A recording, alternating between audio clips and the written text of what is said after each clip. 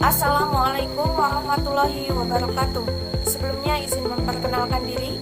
Nama saya Ida Miatin dengan NPM 19111000314, mahasiswi Prodi PGMI kelas G semester 4 UIN Raden Intan Lampung. Dalam video kali ini saya akan menjelaskan materi mengenai dinamika kebudayaan. Untuk memenuhi salah satu tugas mata kuliah materi IPS, MI atau SD dengan dosen pengampu Ibu Yulia Siska MPD. Yang pertama ada konsep dasar budaya dan kebudayaan.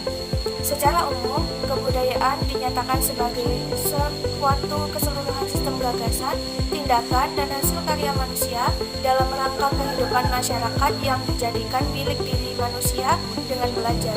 Sedangkan menurut Ralph Linton, kebudayaan adalah seluruh cara kehidupan dan masyarakat yang tidak hanya mengenai pembagian tata cara hidup saja, yang dianggap lebih tinggi dan lebih diinginkan. Konjarang-Nyerat membedakan 3 gejala kebudayaan, yakni ideas, activities, dan artifact. Ketiga gejala kebudayaan ini jika diperhatikan sejajar dengan 3 wujud kebudayaan sebagaimana tercantum dalam definisi kebudayaan Konjarang-Nyerat. Ideas sejajar dengan sistem gagasan, activities sejajar dengan tindakan, dan artefak yang seanalog dengan hasil karya manusia. Konjarang-Nyerat mengemukakan bahwa ada 7 unsur kebudayaan, yaitu bahasa, kesenian, sistem religi, sistem teknologi, sistem mata pencaharian, organisasi sosial, dan sistem ilmu pengetahuan. Yang pertama ada bahasa, baik lisan dan tulisan. Sistem berbahasa adalah ciri khas dari makhluk hidup yang namanya manusia. Kebutuhan akan kemampuan berbahasa sejalan dengan kebutuhan akan interaksi sosial. Interaksi sosial di sini tidak hanya interaksi antar individu dan kelompok, tetapi juga dengan kelompok lain. Karena itu bahasa, alat komunikasi yang mempunyai kaitan erat dengan proses perubahan masyarakat dan kebudayaan. Bahasa dapat dibedakan atas 1. Bahasa isyarat, misalnya kentongan, gerakan tangan, anggukan, dan gelengan kepala, dan isyarat lainnya yang diterima berdasarkan kesepakatan masyarakat. 2. Bahasa lisan, diucapkan melalui mulut. 3. Bahasa tulisan, melalui buku, gambar, surat, koran, dan sebagainya. Yang kedua ada sistem peralatan dan perlengkapan manusia atau sistem teknologi. Sistem teknologi adalah semua cara dan alat yang dipergunakan manusia untuk memenuhi kebutuhannya yang meliputi alat-alat produksi, distribusi, dan transportasi, wadah dan tempat untuk menyimpan makanan dan minuman, pakaian dan perhiasan, tempat berlindung, dan perumahan serta senjata. Lanwitz Henry Morgan mengajukan pola perkembangan budaya tentang perubahan teknologi manusia sebagai berikut.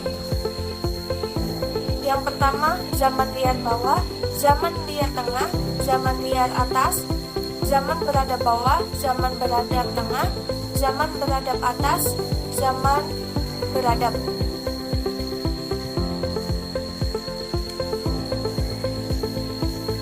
Yang ketiga, ada sistem mata pencaharian hidup atau sistem ekonomi. Sistem ekonomi berkaitan dengan pemenuhan kebutuhan hidup manusia yang paling mendasar, yaitu meliputi berburu dan meramu, perikanan, bercocok tanam, peternakan, serta perdagangan. Yang keempat, ada sistem kemasyarakatan dan organisasi atau sistem sosial. Organisasi sosial adalah suatu perkumpulan atau persekutuan orang atau kelompok dalam masyarakat yang bekerja sama untuk mencapai kepentingan atau tujuan bersama pula. Terbentuknya sistem sosial atau organisasi sosial merupakan perwujudan konkret dan hakikat manusia sebagai makhluk sosial, yaitu ia maju bersama dan saling ketergantungan antara satu dengan yang lainnya dalam sistem masyarakat. Yang kelima ada sistem pengetahuan. Pengetahuan adalah segala sesuatu yang diketahui atau kepandaian. Pengetahuan atau kepandaian merupakan salah satu isi dari unsur-unsur kebudayaan yang dapat dijumpai dalam semua masyarakat di muka bumi ini. Pengetahuan universal itu meliputi pengetahuan tentang flora fauna, tentang ruang, waktu, dan bilangan serta pengetahuan serta tubuh manusia dan perilaku antar sesama manusia. Yang keenam ada sistem religi. Unsur-unsur kebudayaan universal yang berkaitan dengan sistem religi meliputi sistem kepercayaan, sistem nilai, dan pandangan hidup, komunitas keagamaan, serta wisata keagamaan. Yang ketujuh ada sistem kesenian. Kesenian adalah peranata yang dipergunakan untuk mengekspresikan rasa keindahan dari dalam jiwa manusia. Kesenian umumnya dapat dibedakan menjadi 4, yaitu seni rupa meliputi seni patung, seni pahat, seni lukis, dan seni rias. Yang kedua ada seni musik meliputi seni vokal atau suara dan seni musik. Yang ketiga ada seni sastra meliputi puisi, prosa, novel, dan drama. Yang keempat seni gerak meliputi pantomim, seni tari, dan sebagainya. Ketujuh unsur kebudayaan tersebut masing-masing mempunyai 3 wujud kebudayaan. Adapun ketiga wujud kebudayaan itu menurut Konjaraningrat yaitu sebagai berikut. 1. Sistem budaya atau cultural system. Wujud kebudayaan pada tingkat ini bersifat abstrak karena berkaitan dengan contoh kompleks ide-ide, nilai-nilai, dan norma-norma yang memberikan semangat pada masyarakat pendukungnya. Yang kedua ada sistem sosial, yaitu keseluruhan aktif manusia yang berpola dalam masyarakat, misalnya upacara keagamaan. Yang ketiga kebudayaan fisik. Wujud kebudayaan sifatnya lebih konkret karena berkaitan dengan hasil aktivitas manusia yang berupa benda-benda konkret yang tidak hanya dapat dilihat akan tetapi juga dapat diraba dan dirasakan. Yang kedua ada budaya daerah, nasional, identitas, dan karakter bangsa. Budaya Indonesia adalah keseluruhan budaya nasional, kebudayaan lokal, maupun kebudayaan asing yang telah ada di Indonesia sebelum Indonesia merdeka pada tahun 1945. Kebudayaan nasional adalah kebudayaan yang diakui sebagai identitas nasional. Pembentukan identitas dan karakter bangsa sebagaimana sarana pembentukan pola pikir atau mindset dan sikap mental memajukan adab dan kemampuan bangsa merupakan tugas utama dari pembangunan kebudayaan nasional. Di masa awal Indonesia merdeka, identitas nasional ditandai dengan bentuk fisik dan kebijakan umum bagi seluruh rakyat Indonesia. Di antaranya adalah penghormatan terhadap Sangsaka Merah Putih, lagu kebangsaan Indonesia Raya, bahasa nasional, dan pembentukan TKR yang kemudian menjadi TNI, PNS, sistem pendidikan nasional, sistem hukum nasional, sistem perekonomian nasional, sistem pemerintahan, dan sistem birokrasi nasional. Titik tolak utama sebagai awal strategi identitas nasional dan kesadaran nasional pertama, rakyat Indonesia yang pluralistik merupakan kenyataan yang harus dilihat sebagai aset nasional, bukan resiko atau beban. Kedua, tanah air Indonesia sebagai aset nasional yang terbentang dari Sabang sampai Merauke, dari timur sampai Salaut, dari Miamas dari Rote, yang merupakan tempat bersemayamnya semangat kebinekaan. 3. Diperlukan penumbuhan pola pikir yang dilandasi oleh prinsip mutualisme, kerjasama, dan sinergi saling menghargai dan memiliki.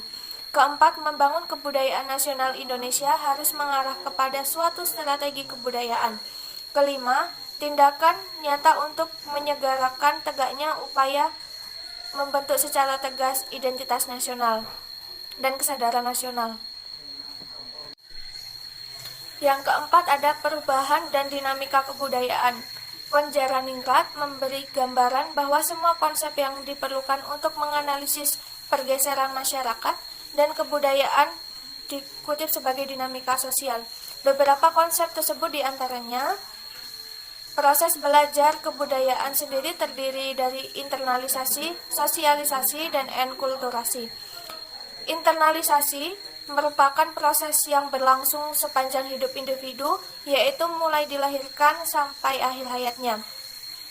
Proses sosialisasi yaitu semua pola tindakan individu-individu yang menempatkan berbagai kedudukan di dalam masyarakatnya yang dijumpai di kehidupan sehari-hari sejak ia dilahirkan, dicerna dan sehingga individu tersebut akan menjadikan pola-pola tindakan tersebut sebagai bagian dari kepribadiannya.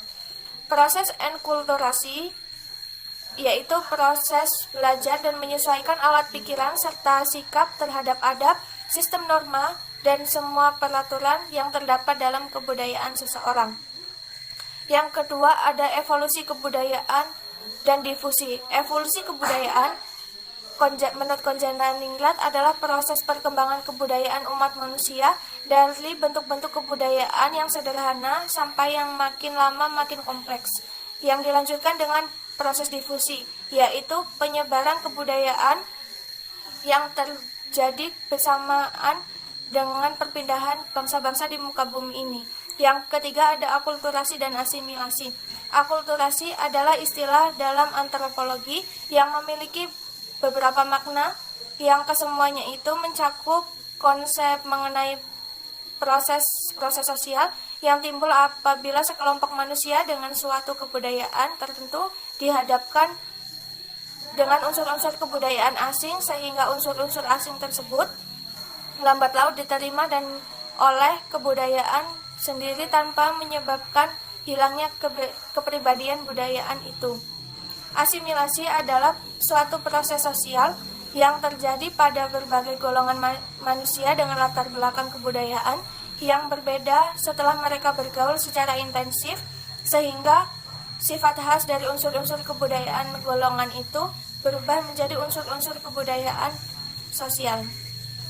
Yang keempat ada proses pembaruan atau inovasi. Inovasi adalah suatu proses pembaruan dari penggunaan sumber alam, energi, dan modal serta penataan kembali serta tenaga kerja dan penggunaan teknologi baru sehingga terbentuk suatu sistem baru, sistem produksi dari produk-produk baru. Sekian materi mengenai dinamika kebudayaan yang dapat saya sampaikan. Atas segala kekurangan saya mohon maaf dan saya akhiri. Wassalamualaikum warahmatullahi wabarakatuh.